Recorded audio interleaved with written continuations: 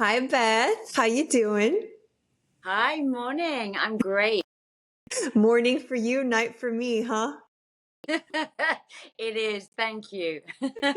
No, it's fine. I'm glad I get to speak with you. I'm actually really excited to have you on the Discussions podcast. And this is a really special episode because we have had some listeners submit some questions that we'll be answering together. And what I'd love is for you to maybe tell the listeners who you are, what you do, and of course, we'll get into how we met a long time ago.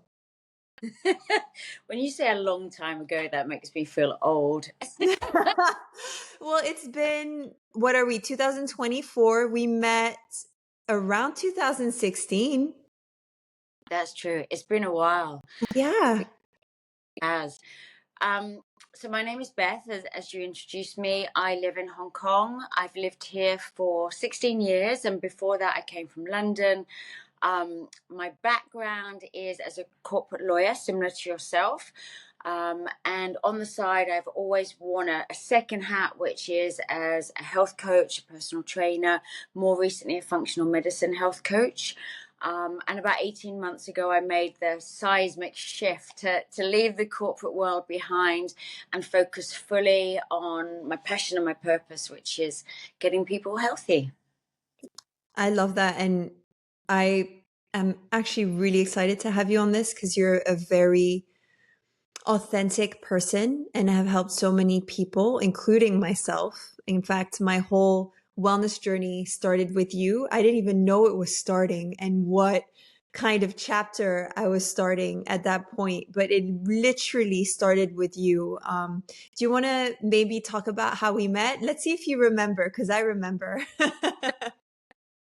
I remember because at the time I was teaching classes at one of our sort of local gyms here in Hong Kong called Pure. And you would be in there every single lunchtime. And you were not only the most dedicated, disciplined, and determined athlete, but also one of the most hardworking. And there were some classes we'd do together and some classes you'd come to of mine. And Diane would always be in the front row with the biggest smile, lifting the heaviest weight with the best energy. And if there was ever a moment when I forgot the next cue or or was wondering if anyone was enjoying themselves, they would just look at you. So my first memory is was you just being the hardest working athlete in the room, and that kind of transition to us becoming friends, to chatting. You were setting up at the time your first big tech enterprise in Hong Kong, which was a huge endeavor, which you did incredibly successfully. But at the same time, you were always training. And from there on, I think maybe you can take the next stage of the story. Yeah, well, I'm actually going to mirror your story in that I always thought you were the best, well, one of the best instructors because of your energy. So I was literally mirroring what you were giving me, and I got really excited going to your class, and you're just so well spoken too. And I just thought, okay, this woman is obviously an incredible instructor, but also an incredible person. And of course, we got to hang out more, talk more. And I remember at one point we were having dinner for a friend's birthday. It was in October 2018 or September 2018. And we were just, talking girl talk. And I was opening up and saying that I was really upset with how I looked because I felt like I always worked out really hard, but it didn't look like I worked out. And I remember you saying, well, let me help you, because it had everything to do with nutrition, which at the time knew absolutely nothing about other than what was really being disseminated, which with years now of studying and experience, I know I was completely wrong listening to that sort of stuff, not eating enough protein, thinking I should be staying away from carbs, all those things. And you helped me. And in fact, I looked at MyFitnessPal because that was the tracker that you told me to download. And I started using it with you on October 4th, 2018. Wow. And I have not stopped using it, obviously in a less sort of strict manner, but I always kind of go back to it as a guide. So you started this whole thing, and I just wanted to thank you. Oh, what a journey. and I've loved it. Me too. And we went through different phases together. Between the first one was losing weight, and then going back to maintenance, and then trying to put on some muscle, then going back to losing weight, maintenance again, putting on muscle. Like, we've done a few cycles together. Yeah, we really, really have. And what was amazing about working with you is that you would apply everything in its entirety. Like, if you had sort of rules to follow, you would follow them to exactly. And so for me, it was really beautiful working with you, but not only because I saw your transition and your change and how good it made you feel, but actually I could see in practice that the science worked, because sometimes you can't always tell. So yeah, it was really good for me too. And did you realize going into being a nutrition coach that you would be someone's therapist? Because you were my therapist for many, many nights. Yeah, probably not at the time. But I would say that's probably one of the most enjoyable parts of my job, because you use the word therapist, and in some ways you are, but actually what it's about is really getting to know the person you're working with, because the better you know the person you're working with, the more you can support them through the struggles, anticipate what might derail them, celebrate the wins. And if you understand someone's real inner why for why they're doing something, then you really, really help keep them on track. So yeah, it's almost like the most important part of the journey, I think. Yeah, I think that's a missing key. I think with a lot of nutrition coaches, they don't get that it's actually a very people-centric job. It's not just telling people this is the way you should eat. It's also listening and kind of bending like a tree based off of their beliefs on food, because it's so deeply rooted, and their maybe experiences, good or bad, with food, family traditions. I mean, there's so much that is linked to food, and a lot of people just look at it as food, but there's so much more to it. Yeah. And you're certified up to wazoo. So tell us all your certifications, or at least a few of them, because I know it will just touch the surface, because you love to learn. I love to learn, and also I know you do too. And I think with anything related to health and wellness, fitness, nutrition, I just think it's really important insofar as things are constantly evolving, things are constantly changing, and there's stuff that I used to recommend with my whole heart 5 years ago, but that I would never tell anybody to do now. So I think it's really important to be humble about that, to recognize that you can get things wrong, that things do change. So I do try and stay on top of the latest research, the latest science about health and wellness, nutrition, particularly women's health and wellness. So I guess in the past, I've done all my personal training and strength and conditioning certifications. From a nutrition perspective, I did sports nutrition, I did functional medicine. I guess the list does go on, but I think what I do recently, which I think is really important, is I go to a lot of conferences. So it's not the courses that you might find online, and which are excellent, but it's hearing from the doctors who are actually putting or trialing the most recent research, and you really are hearing cutting edge stuff, and it's really exciting, because there's stuff out there that probably won't hit our desks or on inboxes for maybe 5-6 years, sometimes longer, with research, and that just gives you an insight into what's happening or what is possible. So I think that's kind of an area that I try and sort of spend quite a lot of time being involved with.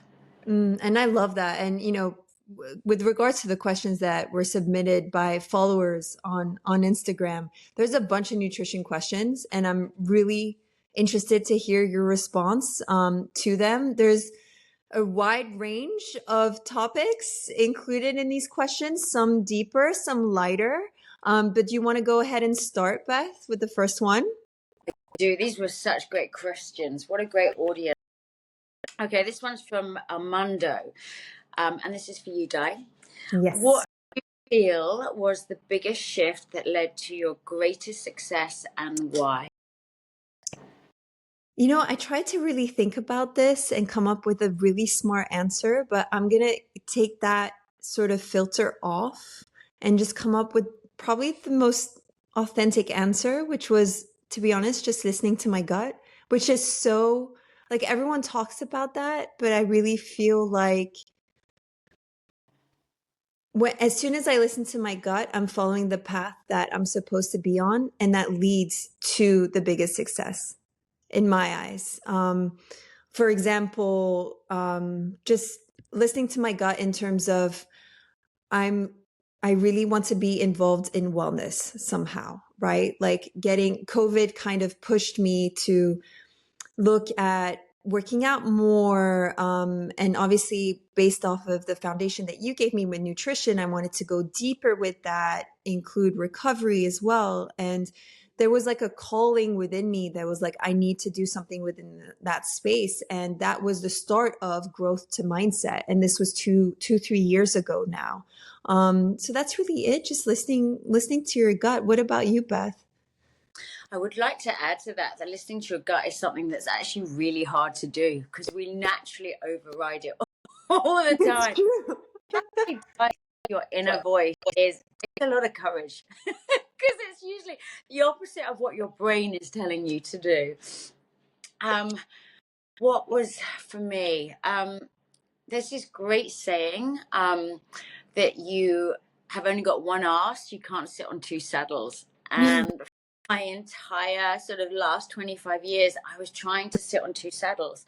I was trying to be a lawyer in the day and a coach at night or at weekends. And I think the moment that I decided to sit on the one saddle that really gave me joy was when I started to really, I guess, feel like I was being a success, and a success in terms of I was able to really help people, not just part-time, but really help people at a root level. And I guess a success for me because I was finally doing something similar to yourself that gave me purpose, that resonated with me, that felt good in my heart and in my gut. And so how did you listen to it though? Because you said it's hard to listen to, which is so true. How did you tune into that? Well, I mean, in many ways, I was kind of shoved rather than sort of making that elective decision because I was working in corporate law here in Hong Kong, and they were making cuts, and I was one of the people that was let go. And I had two choices. It's like, do I continue down this path, which is what I've done for 25 years, or do I see it as an opportunity to actually do something completely different? And I took the latter approach. So there was a little bit of fortuitousness, just life-changing things happening, and I guess being a little bit brave. And what I would say is there's not been one single day where I think, have I done the right thing? But there's also not been one single day where I haven't woken up and thought, I can't wait for today to start to do what I really like. So I really know I made the right decision. I love that you said that you can't wait for your day to start, because for me, like, I've been expressing it as I have to pinch myself that I get to do this job. And it's really that, like, sometimes, when you wake up and you don't really realize what day it is. And then, slowly as become conscious, like your brain starts turning on, you're like, oh, it's Monday, or, oh, it's Thursday. I'm literally excited that it's Monday or Thursday, etc. It's like, I'm excited to do my job. And I'm so glad that you found this as well. And I always knew that this was an amazing path for you. I knew that you were meant for this. So I'm glad that you're on it. Yeah, I'm glad we're on it. Yeah. Exactly. Exactly. Now, the next question, this one's for you, Beth. It's from Della. She says, I want to put on muscle. How do I do that? Oh, I love this question. There's a few moving parts, I think, and this is not in order of hierarchy, but what does definitely need to happen is there needs to be a mechanical stress that allows them to adapt and respond to get stronger and bigger. In addition to which, there needs to be progressive overload of that mechanical stress. So what do I mean by that? Lifting weights in the gym, is a perfect example. Playing sports, the muscles have to adapt to that mechanical stress, to the question that you're asking it. Progressive overload, what do I mean by that? That means you can't go in and do the same workout every day, otherwise the muscle growth stalls. So what we're looking for is heavier weights, more sets, more reps, different movements, biomechanics, less recovery. So all of these things are ways to ask the body different questions so the body will respond. And I think in addition to that, protein is absolutely essential. So moving on to our favorite topic, nutrition. Muscle has to be built by protein. It can't be built by any other macronutrient. Protein gets broken down into amino acids. Those are the building blocks of your muscles. So you need adequate protein and good quality protein. And I think along with that, hand in hand, we need recovery.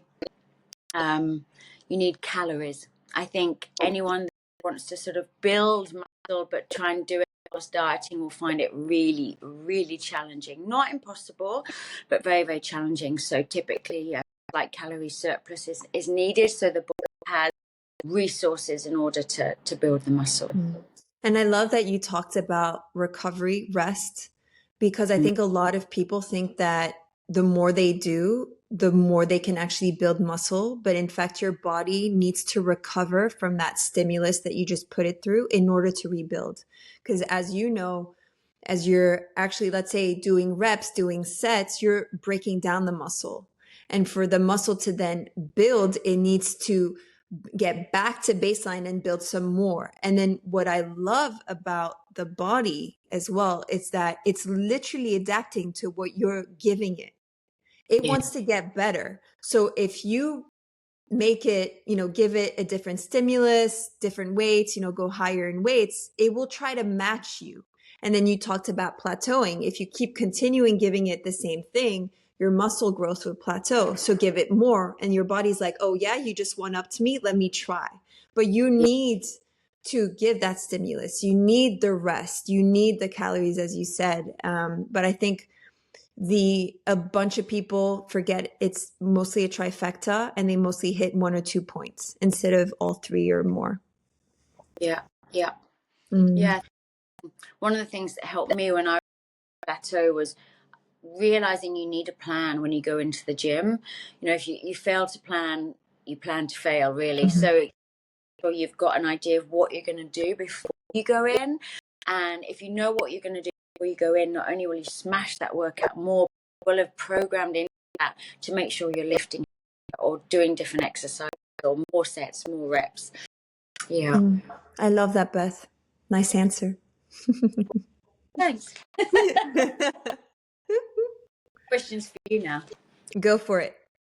So this is from PJ. This is exciting. Any upcoming brand event for you? Ooh, so I just came off of doing 2 brand events recently. One is for Whipped Cream, which is protein ice cream.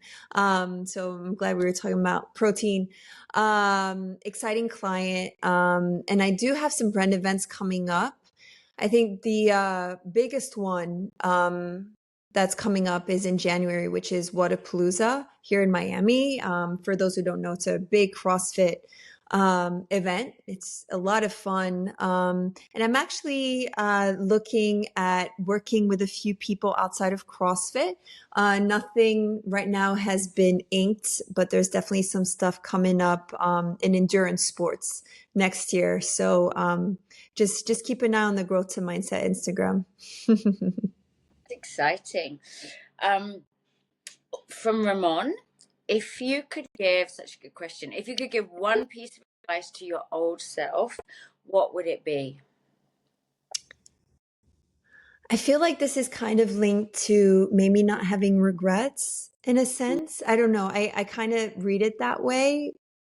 I would just tell my younger self to keep going.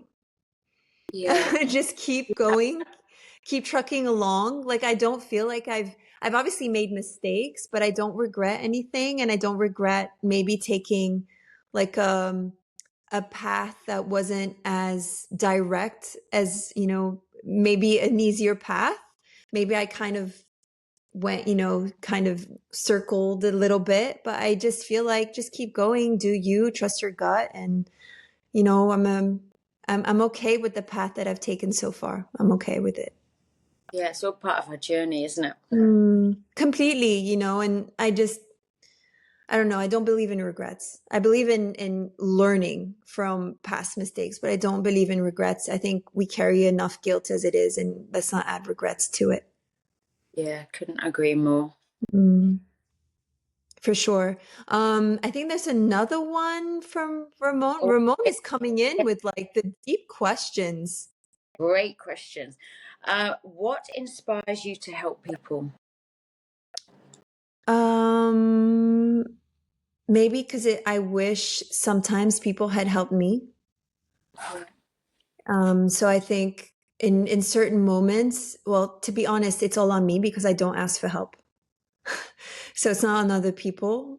So I am trying to help as many people as I can within wellness, just like physically, mentally, because perhaps I had hoped that other people had helped me, and now I have learned that I need to ask for help a lot more. Yeah. What about you? Um, I think I'm driven.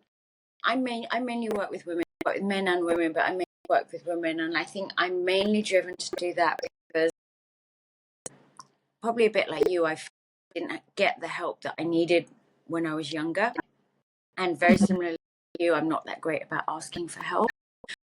Which has been a big part of my learning journey, actually, because no one should be an island. No woman should be an island. No single person island. But I think more importantly is kind of as the years have gone on, I just feel really driven to help women because I feel we're really underserved. We're underserved from a health perspective. We're underserved from a medical perspective. We're underserved from a scientific research perspective. And I just feel like it has to change. And women are not small men, and yet we're being treated as if we are. And the narrative needs, I think people need to start recognizing that, what works for men doesn't necessarily work for women. And I don't want to call it a crusade, but I want to be part of that, all that sort of movement that is there to help women and to, give them everything that they deserve to be their best selves, I think. I love that you say that because I can't remember which study, but I was reading some study about how, oh, we have to do this study now in 2024 because past studies were all done on men. And then they assume, like you said, that women are smaller men. So even when it comes to hormones and things like that, and I was reading this study, I'm like, really? In 2024, we're just now applying, like Yep. studying women? And even Yep. when you take that a little bit further, just women in sports and their hormonal cycle, like why is it just now becoming important? Yeah. I really don't understand. So I'm actually glad that you're spearheading this movement. I can actually share with you that the reason that women were excluded from these research papers historically was because when women are experiencing those hormonal fluctuations, it would skew the results. Well, crazy. Yes, it would skew the results because women respond differently through their hormonal cycle. But rather than recognize that and use that as part of the research, they took women out so that the question they were asking as part of the research would get answered in the way that they wanted it to. The women were removed because they would skew the results, even though they're 50% of the population, and their results are as useful and as valid and as relevant as the men's. So yeah, I'm also things that change. Interesting. And women tend to live longer. So you would think that they would keep that into consideration. Like, if you're trying to test certain medications to maybe make someone live longer, perhaps also apply it to half the population that is living longer, seeing and maybe looking at why they're living longer. Like, I don't, I don't understand it. I'm glad that there are people like you. I thank you, Beth. We thank you. Now, Well, we have from a woman, by the way, the next question. Her name's Virginia. Her question is, do you think caffeine is good when working out? This is interesting. Yeah. Oh, well, I mean, you've known me a long time. I love coffee. I love the smell. um, Process. Um, but sort of parking that to one side. Caffeine as a stimulant. Firstly, it's one of the sort of real legal stimulants that's available to everyone, and I work deliberately because it really does have stimulatory impacts on people. Now, we as people respond to caffeine differently, but as a general rule, what has been observed in the studies is it can improve focus concentration. So, if you're an athlete and you're doing a sport that requires every sport, that's going to definitely be of benefit. Or even in your everyday life, it helps improve endurance, and you can work to a higher for longer. Actually helps improve metabolism as well. So there's really a lot of benefits to caffeine if you can tolerate it. Obviously, I've sort of the pros, and I've set the context, which doesn't always work for everybody. There are others, and for some people, they have sort of a negative response. So if you're somebody that is high in caffeine, you might get the jitters, you might feel a bit more anxious. It might take you longer to clear it out of your body. So I think, with caffeine, if you can use it and you enjoy it, go for it. If your body doesn't respond well to it, then leave it out. There's things you can do to sort of give you similar benefits. I think that's it. You've got to assess for yourself. And with caffeine, there's a half-life that ranges anything from like 3 to 6 hours, meaning if you have a cup of coffee, well, half the amount of caffeine that was in that coffee will still be there 3 to 5 hours. So just need to mind, drink it earlier in That's interesting. And I'm glad that you sort of said that people should see what kind of effects caffeine has on them before deciding whether or not they should consume it to work out, because I actually fall in the category of being very sensitive to caffeine. In fact, everyone is in my family. I personally decided never to drink caffeine. So I actually don't drink coffee or even green tea, black tea. I don't think this world could handle me on caffeine. I get way too much done, too much to the point of no one could handle it. But also it actually makes me really anxious. And to the point where my heart rate goes up, right? So I imagine if I were to start a workout, my heart rate would already be very high. So I can't then imagine adding a workout where, sometimes you go to zone 4, zone 5. I mean, to me, it would be too much. I much prefer keep my heart rate at a pace that I can somewhat control it. And when I'm spiking, I'm trying to make sure that it's due to a workout and not to caffeine, right? That would just add more. Yeah. It's a lot. It's a lot. Do we want to ask Elisa's question maybe? Do you want to go ahead? I'd love to ask Elisa's question.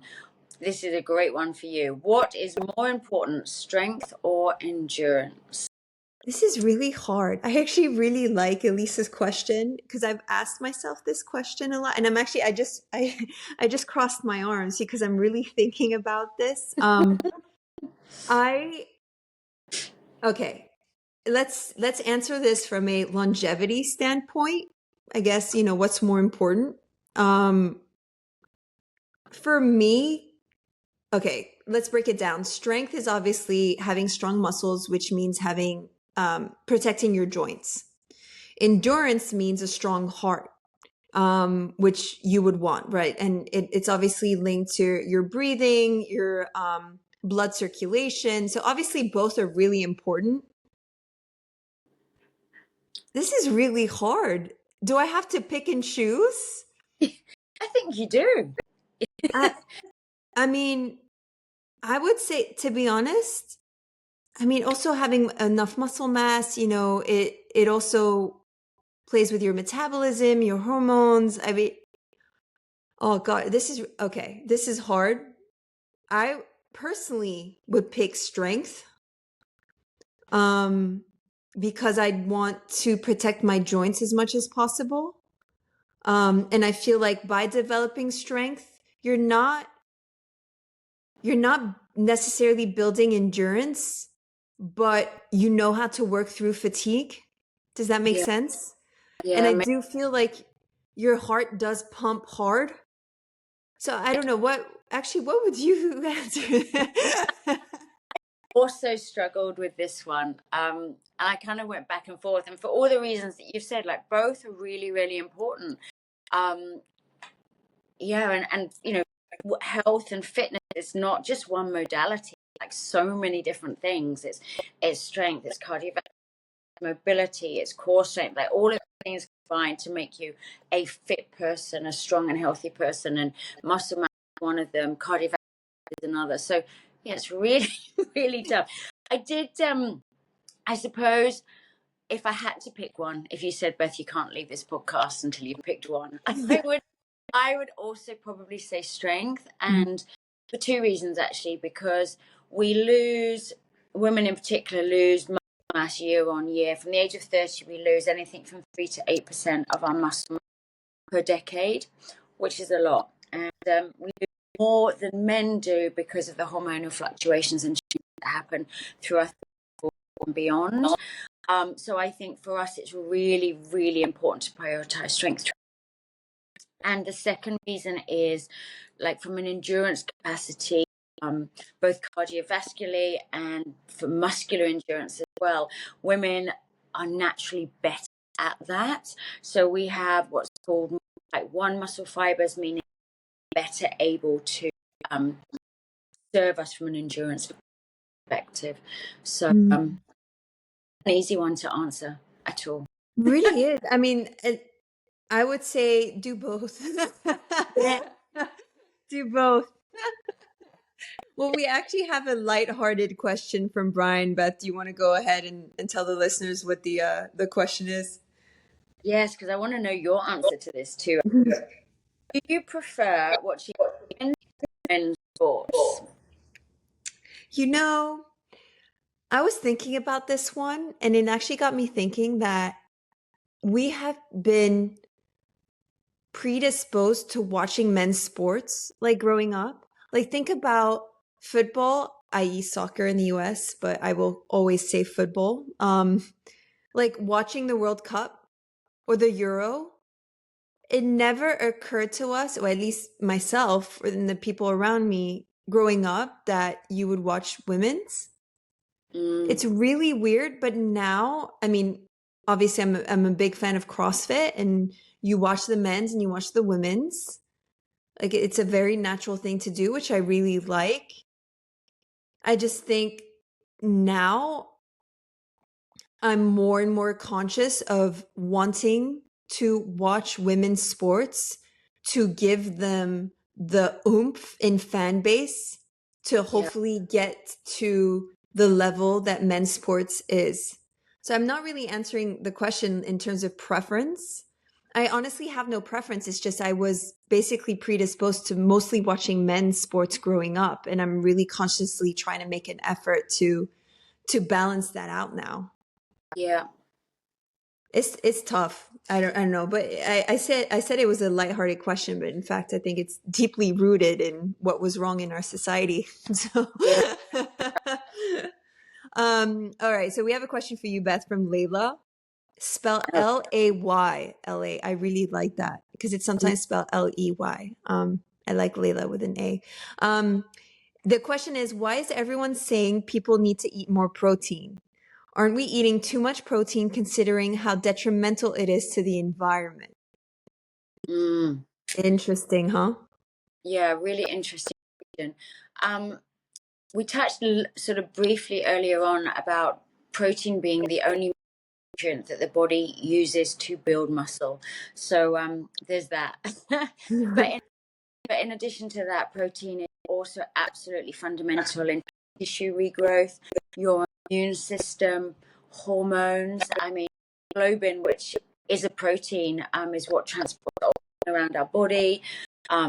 Insulin measures our glucose, controls glucose levels, is a protein hormone. So, you know, we need protein, biophysical and biochemical perspective, just to survive.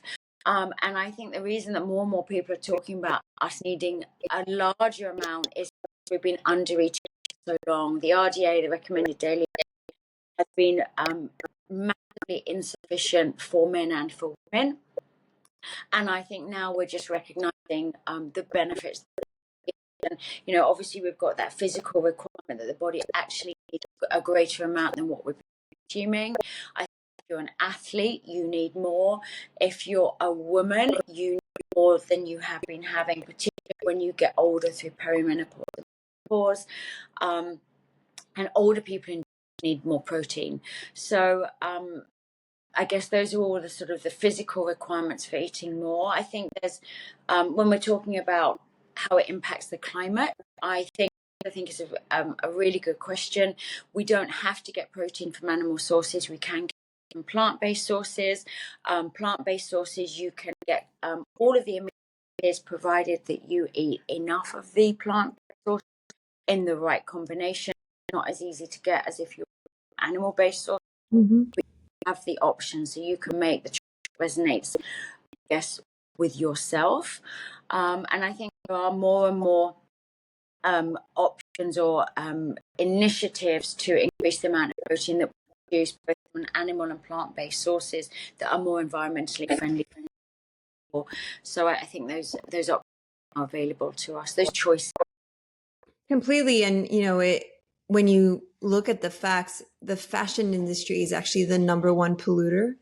And as you know, we don't, to sustain our health and to survive, we don't need a gazillion pieces of, you know, fashion in our garments, in our wardrobe. But protein is something that we absolutely need. So, you know, I would definitely keep that in mind. I completely agree. You know, we have to be really careful about the environment. And there is obviously a concern with the mass production of meat with regards to the environment. But like you said, there are choices. There's also, you know, you can go to a local farmers market, support local as well. Their footprint on the environment isn't as big. So, you know, I definitely agree with this, but I think there is also the biggest consideration of fashion, and that we can absolutely we don't need that to survive, but we need protein to survive. Yeah, we do. Mm-hmm. I've got a question from Catherine here. When are you coming back to visit? I saw this one come through. I thought it was really cute. I'm actually, I am planning on going back to Asia for work, actually. But Singapore, I'm not sure, but definitely in Asia, probably Hong Kong. It really just, yeah, probably Hong Kong. So obviously, Beth, I would definitely let you know. But you know, Singapore is a place where the wellness industry is definitely being developed more and more. So maybe soon, who knows? But thank you, Catherine. I saw this come through and I thought it was really cute. Yes. From Stephanie, how do you deal with bad body image days? I really like this question because I feel like I would have answered it differently a year ago. Like a year ago, I would have said, you know, try to work through it, try to convince myself that, you know, I should be happy about my body because of the work, you know, because of what it can do. But now I think bad body image days are very natural. And when I have them, to be honest, I just tell it to F off. Yeah. I'm just at a point where I don't really believe in body positivity. I just believe in body neutrality and just living. And like obviously it's very easy for me to say this, right? Like telling bad thoughts to F off is really hard, but now my coping mechanism is very much just like ignoring it, because there are some days where it's worse. So it's probably because you're stressed out, you're about to get your period and all those things. So there are variables that you can't control, but you know that it might get better in a few days. So why worry about it? it's very temporary. I don't know. But again, it's very easy for me to say that, but I literally tell it to F off and I try not to think about it at all and just move on. Yeah. Is that how you feel? I really thought about this myself. Because I used to suffer from this a lot when I was younger. And what I would say is it's definitely got better as I've got older. And I'm, a fair bit older than you. And I do realize that when I hit 40, I was suddenly like, oh, sod it. you know, I got this far and I'm fit and I'm healthy and I'm doing all these things. And suddenly all these things I used to worry about in my 20s and my 30s just seemed like irrelevant. But that doesn't mean I still don't have bad image days. Definitely do. And I think I love yours, tell it to F off. Someone once said to me, your cells are always listening. And that really resonated with me. So, when you're saying, and I actually do believe there's some truth, there is some science behind it, that if you're saying negative things to your body is listening. And so I kind of really took that on board. So when I think or a negative thought goes through my head, I just think, well, is that how you would talk to your body? Like flip it on it. I really like that. It's the first time I'm hearing that your cells are listening. I really like that. That's a good one. Okay, I'm going to remember that one and F off. All right, so we have a question from Alan. What is the best sport you should do to lose weight? Asking for a friend. All right, Alan. Beth is gonna answer your question. Well, your friend's question. Yeah, not for you, Alan. This is for your friend. I am somewhat biased. I think we mentioned earlier that everything works together, right? They're all important: cardiovascular health, mobility, core strength, muscular endurance. But if I had to pick one, I think it's muscular strength. And that's because there literally is nothing in this world that strength training doesn't cure. This is a massive statement, but I will explain my thoughts behind it. It improves your skeletal mass. That's what holds you up. It's the organ of longevity. It improves your bone density. It improves how you manage glucose, your blood sugar, insulin sensitivity, which is huge when we look at the amount of globally, but in particular in first world countries. And improves cognitive. It actually training and other exercise, but strength training in particular will help the brain to release BDNF, brain-derived neurotrophic factor, which is, think of it as manure brain. What else? It creates endorphins. It makes you feel, makes you look good. I mean, for me, the list kind of goes, and it's something that you can do forever. I used to be a runner when I was younger, and now, if I even try, my body hates me. So, it's, it really is the longevity, a muscle, and a training that all of these benefits. So that would. What about you?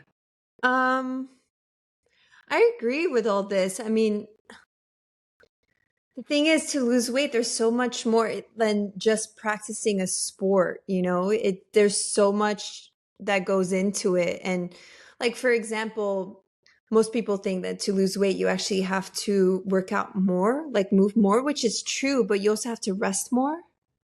Because, like your body, when it works out, when it does a sport, can't differentiate that from you running from a bear. It literally thinks you're in survival mode, and that means cortisol is being pumped into your system. And with that comes inflammation. So if you do that all the time, if you're constantly working out hard, then you have so much cortisol in your system that your body thinks you're in survival mode. So it's going to hang on to the fat. So it actually makes it harder to lose weight. So it's that weird balance that you need to hit in terms of, yes, you definitely need to move, eat less, but you also need to rest, right? Yeah. So I think there's a lot that goes into it. And that's why people find it really hard to lose weight. And then you hit a plateau. What do you do when you hit a plateau? all these things. That's why I highly recommend talking to Beth and hiring her as your nutrition coach, because she will talk you through these things and talk you off the ledge when you're ready to throw something at the wall. And I'm speaking from experience. That was, yeah. Thank you, Alan. Yeah. I realized I went off on a big kind of rant about muscle, and your question was deliberately sort of around weight loss, but muscles really help you with losing weight insofar as it increases your metabolism, and they act as like reservoirs for glucose. So that really does help you manage carbohydrates and keep insulin levels low, which helps you lose body fat. So yeah, I should have added that. Completely. We have a question from Annika. How often should you work out? Oh, good question. I work out 6 days a week, but I feel like I'm going nowhere. Oh, that's kind of how I felt. Remember when I had that talk with you and we started our wellness journey? I think it really just depends. We don't know what Annika's, background is, even hormone levels, genetics, I mean, everything, lifestyle. But working out 6 days a week is, I'd say, okay, but it's quite a lot. But it's also what kind of workout? Are you Yeah. kidding yourself at the gym 6 times a week? Are you making sure you're eating enough? But feeling like you're going nowhere, that's really sad. And I feel, I feel for Annika. I think I would just assess, make sure you're eating enough protein, for example, for one. And does going nowhere mean that you don't feel like you look like you work out? Does it mean that she doesn't feel good because she's working out so much? I would say for this, like, in terms of how often you should work out, it really just depends on what your goals are, what your lifestyle is. You want something sustainable. But it's hard. I feel for Annika, actually. Yeah. I think Because getting a nutrition coach is great. I'm sorry. we've all been there, right? You and me both. We've almost, I think, as women, feel the harder we work, the better the results are going to be. Yeah. If we want to get to a given, like, the harder we work, we'll ultimately get. Not always the case. And you mentioned the importance of recovery, the importance of eating well. We talked about, what questions are you asking your body? Like, if you're asking your body the same question every day, it's the same answer. Exactly. Yeah. Annika, I would highly recommend getting some guidance from someone, because that definitely helped me, and I would highly suggest Beth, to be honest. Hey, Beth, do you want to tell people what your Instagram is? Yes, it is BFit, B_, the right way. So that and then right, which is my surname, WRIGHT. There you go. There you go. Annika, definitely hit up Beth. She will give you the guidance so that you feel like you are going somewhere. And I speak from experience with that. I have a question for you, Beth, from Kyle. It's what should I do if I want to prioritize longevity? Oh gosh. So I guess what is longevity? Which is at least my understanding of longevity is living well, healthily for a time. So, we great live to 100. It's not good if we live to 100 and we're in a wheelchair and we can't communicate with the people around life. So for me, what do we need to get there? It's all of the areas of health together, like that holistic overview, which is eating well, sleeping well, managing stress, movement, social connection. All of those things I think are combined together to put you in an optimal place to live well, healthy for longer. Yeah, I agree completely. And it's interesting because the next question, I feel like I'm going to answer it kind of in line with what you just said. Is this from Sam? Yeah, it's from Sam. Well, Sam has asked, CrossFit or High Rocks? Di-scussions. Nice. Nice, Beth. Um, you know, it's so funny because this gets people in heated debates. Um, so I'm gonna say my piece, and people may not agree with it, but I think if we're going at it from a longevity perspective, it's really hard because CrossFit, I think, builds more muscle, and High Rocks is great for endurance. Mm, So to me, it's kind of like the previous question, which is what's more important, strength or endurance? mm, So obviously, then if I were to apply that reasoning, it would be CrossFit. But I think what I like about High Rocks is that it's a lot more general demographic friendly because yeah, it's less high skill. There's a lot of stuff in CrossFit that will not help you in your longevity, yeah, like kipping pull-ups, kipping handstand push-ups. All those things do not help your joints. But what I really like about CrossFit is that they tend to lift heavy.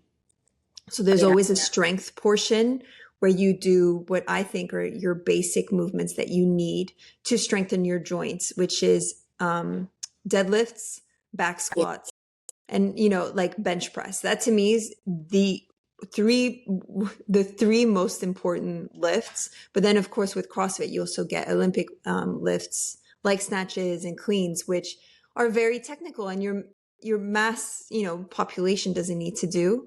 But I love that a lot of people, your mass population, loves High Rocks because it's yeah, a lot more friendly. So that's why I'm like, what's important is to make sure that you stick to something.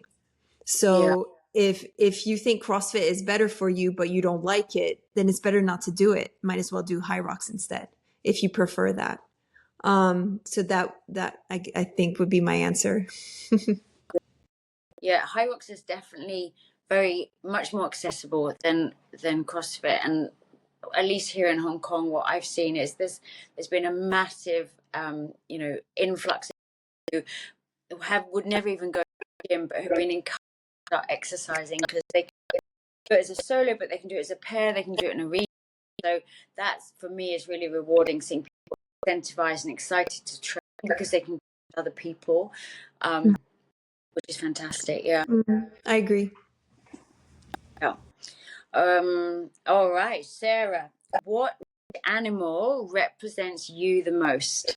I love this question because it's so cute. Like you have all these serious questions and then you have this.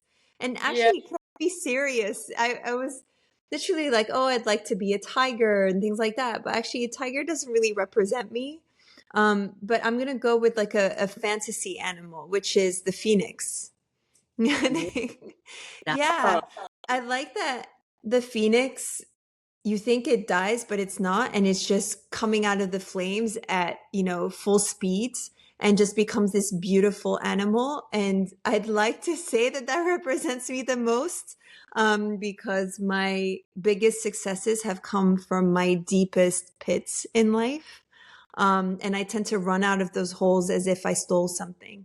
So I'd say Phoenix. What about you, actually, Beth? gosh. I also love this question. I also wanted to come up with a really glamorous answer. I feel like you and the tiger. I was like, how can I make myself sound more exotic? But I just kept coming back to an elephant. Oh, why the elephant? So I had two. It was a wolf or an elephant, and they both have very similar, I guess, characteristics. So a wolf is about leader, about being in a pack, and it's about I guess taking care of your pack. And an elephant is incredibly loyal, very compassionate, and Mm. again is about always being in a pack. I think if you're going to be Phoenix, I'm going to do a mythological, which is half wolf and half elephant. So I Mm. don't feel so I feel like I'm somewhat glamorous, but yeah. Oh, I love that. And aren't elephants like packs are really important to them as well? Like family is really important. So I like that. I think that says a lot about you for sure. Let's see. Oh, from Nicole Beth. How Yes. do I track food when I eat out? Aha. Is tracking even worth it in general? I don't like tracking my food, which is, a lot of people don't. So please go ahead, Beth. This is a good one. Yeah. If you don't like to track your food, and I'm assuming when you say that you buy an app, then don't. There's lots of other ways in which you can track your food. First question, why are we tracking our food? It's either to get to a certain goal, i.e. lose weight, to keep an eye on what our intake is, or it's to build muscle, to make sure we're getting enough building blocks to build muscle. And some, what you don't track, you don't know, but you don't have to do it by way of an app. So I work with some people that, had food disorders in their past, and so for them, using an app is very triggering. So we'll do things like where we use plate analogy. Half your plate is vegetable. For me, it's 2/3 of your plate protein, a third of your plate, or a third of your plate is protein, and a third is fats and complex carbs. One way you can do it. Another way is using your palm. How much protein you need. If you're just focusing on that, go for a palm size amount, and you can scale it accordingly to the goals. So don't feel like you have to try triggering for you, particularly if you're not bothered. But do know that if you have a specific goal in mind, I can't guess. So find what works. And I think in particular, like when you go, it's very hard to track because you've no idea how the food's been cooked, what oil has been used, added, and 9 times to make the food taste there's butter, salt, fat, sugar. So if you are someone who likes to track and wants to know out, 2 options, healthiest options available. Second of all, if you're tracking, overestimate any of the, over, I would say. Yeah, those are great tools, and it's all stuff that you told me as well. I remember. I love it. The next question is from Gail, and I think this is really interesting. Fasting, yay or nay? Yeah, this is something that I can put my hand up in the air and say I've done a complete 180-degree turn on. So this is something that with my clients I incorporate as regular protocol. It was something that I wouldn't say you had to do it, but it would be something that I would teach. And for me, intermittent fasting, or time restricted fasting, meaning you would eat within a certain window and then you would fast for the rest of the time. The one that most people are familiar with is the 8-16. So you eat within an 8-hour window, fast for 16. That's not that difficult to do.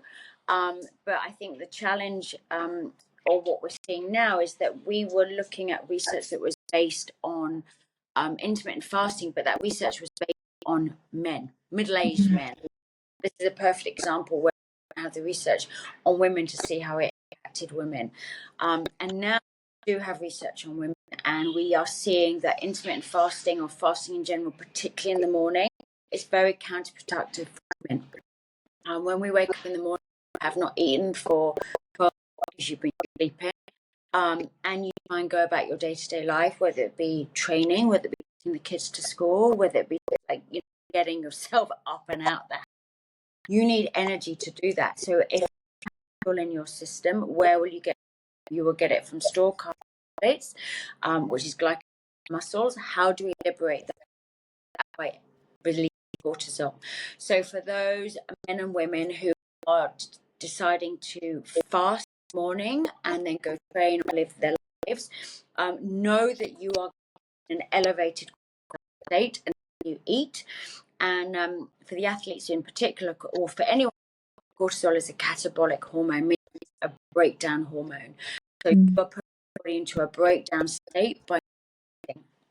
So, and I have seen the results speak for themselves. Like the women that I work mainly with women, but men and women, want to give them food before they train, smash their workout, feel good, their energy is better, blood sugar consistent for the whole day.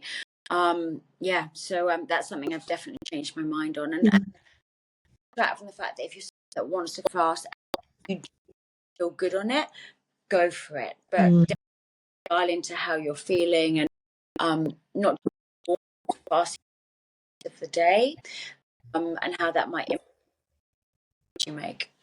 Sorry, my dog is wanting to be on this conversation, and at the same time just saw the gecko in my room. And So my dog just walked in, like hustled into the kitchen. It's all happening. because they can hear Nalani. Nalani, everything's okay. See, she's actually protesting against fasting because I think if I ever put her on a fasting diet, it would actually be an issue. So people forget that breakfast is actually break fast. Yeah. So you're already fasting during the night. And for me, nutrition, what I tell people is whatever works for you works for you. That's fine. It might not work for me, and what works for me might not work for you. But when I look at fasting, personally, I'm not a big fan of it. We're already fasting during the night. Why are we adding more? Personally. But a lot of people tell me, but I feel great, even working out, I feel great. I'm like, that's fine. But I know with what I do at the gym, there is absolutely no way that I would want to put my body through that. There's no way. But again, some people have found benefits to it. And I'm like, if that works well for you, continue. Yeah. You know? Let's see. Oh, I think this one, do you want to go ahead and ask this one from Ben? Oh, yes. And I'd love to know more about this too, actually. Why are people doing cold plunges all of a sudden? Everyone is doing it. I don't get it. Said You Ben. know, I laughed at Ben's question because I noticed it myself that all of a sudden people are cold plunging. Like it's the new like fad that people are doing. Even on reality TV shows, I'm seeing the housewives go to a place like a spa and they're cold plunging. To me, when it's gotten to that point, it's that it's literally a fad, right? But what's really interesting is that this has been around for years. We're talking like hundreds of years, perhaps thousands, where people have been using this to heal their body. And as my wise dad always said, if something's been around for hundreds of years or plus, there must be some truth to it. And he said that when I tried cupping for the first time out in Hong Kong. And I told him all about it. And he's Lebanese. He said, we do this in Lebanon. Like they actually brought it over for hundreds of years in Lebanon. And he's like, I did it too growing up. So I'm a strong believer in doing things that have been working for ages. I'm also a strong believer in doing only things that are good for you. So I feel like if Ben wants to try doing cold plunges and see how he feels, the first few seconds will suck. But if you stay in there for a minute or two and get out, you will feel something. And in fact, I've seen people get emotional reactions from it, like in a good sense, like a release. You know how sometimes people go to massages and sometimes there's a trigger point, and then for X reason, you just start bawling. It's a release from your body that you've been holding onto for a while. And sometimes, your conventional things that you do every day doesn't really help to release that emotion. So I highly suggest that Ben should try this. Are you into cold plunging, Beth? I am the biggest baby when it comes to I like cold drinks and skiing, and that's the only things that I like. That's as close as you get. Well, But you have inspired me, and Ben, if you do it, I'll do it too. no. Well, there's a question for you, Beth, from Joe. Oh, this is the last question for us, and this is a light one. So from Joe, he wants to know an interesting fact about you, Beth. Oh, what have we not already shared in this I know. podcast? I always used to like set myself like a new challenge to do every year. And so one year, here comes my dog now, crying in the background. One year I ran for 7 days across the desert for 250 kilometers, which was probably the stupidest, craziest thing I've ever done. But only because it was one of those really, eye-opening experiences that taught me that when you think you can't do something if you put enough, if you put everything in. And there were moments every single day when I thought, I can't do this, I need to stop. Where are the camels? Pull me off this race. But I just kept going because I had a community of people around the thing. I trained for it. And it was actually at that point more than physical endurance, it was endurance. So for me, it may be a life-changing experience. Didn't you, first of all, I remember when you told me about this race that you had done in the Sahara Desert. And I remember thinking, this woman's incredible, because I have heard about this race for years, like growing up. And it's something that's really, really impressive. And then you told me that something happened to your feet and you had to keep going. What was it? Switch off if you're squeamish. Basically, all of the layers of the skin off the bottom of my feet basically got eroded from the sand that gets into your. Oh my God. I knew something bad because at the end of the day I couldn't take my boots off, and you have medics who, if you're physically not fit, who pull you off. And so I joke about the camels, the medics, or if the camels overtake you on the race, you get pulled off because you're that low. So what I did was I stepped in my boots for 7 days, so they would have no idea about how bad my feet were. And then when we crossed the finish line and the boots came off, so all of the layers on my feet. So yeah, I had no skin on the bottom of my feet, but I had a great party story. Afterwards, were you sitting down the entire party because you couldn't stand? I was sitting down and eating, actually, because I was so happy to eat. Oh God. I mean, I don't know. It's hard to think about an interesting fact. I feel like actually, so I'm talking to a client who's based in Hawaii, and I'm thinking, oh, I've actually never been to Hawaii, and I was thinking about maybe skydiving in Hawaii, because I can't imagine how beautiful the scenery must be from up above. And I guess and I was thinking about that today, and it just made me think, I guess an interesting fact about me is I went skydiving for my 35th birthday. It was 2 years ago, in Dubai over the Palm. I'm deathly scared of heights. Still am, which is really funny for a tall person because I'm really tall off the ground already. But it's just, I cannot, my knees start shaking. It's horrible. But the interesting fact is I went in Dubai, and when I did it, I was probably as calm as I am now talking to you because of how beautiful the scenery was. I just remember, first of all, poor guy that I was strapped to. I think I was double his size. When I first saw him, I thought there's no way this is the guy they assigned to me. He was so sweet, but I thought, oh my God, how is this going to work? But then I start thinking maybe we're going to balance each other out. Like, you don't want two heavy people. I don't know. My mind started going in different places. But we were up in the plane, and I was the first one to jump. So I was by the door that was kept open the entire time. So we're climbing. And I can still remember the colors that I could see through this open door. It was the sand and with the blue of the sea. Like I've never been in such awe before. And even as we were about to jump, I was literally, and I have a video of it, my eyes are wide open because I can't believe how beautiful, the earth is and how small I am in comparison.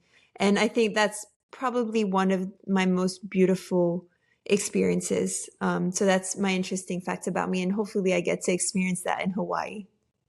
We'll That would see. be a wonderful story, and that feeling of being such a small part of such a big world is pretty humbling too. And it's healing. Like, there's actually a bunch of studies that say that when you experience awe, it actually heals parts of you because, I mean, there's so many different reasons. And I guess for me, it's because I just realized how small I am and how insignificant some of those issues are.